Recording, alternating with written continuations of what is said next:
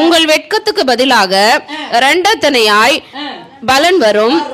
லட்சைக்கு பதிலாக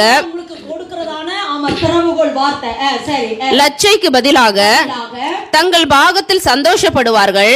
அது நிமித்தம் தங்கள் தேசத்தில் இரட்டிப்பான சுதந்திரம் அடைவார்கள். நித்திய மகிழ்ச்சி அவர்களுக்கு உண்டாகும்.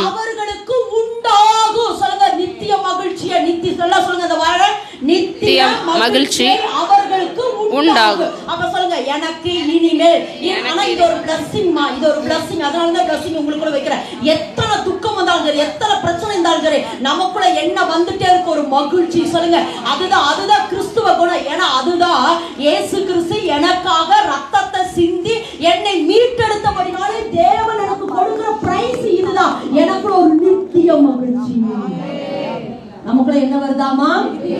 நமக்குள்ள என்ன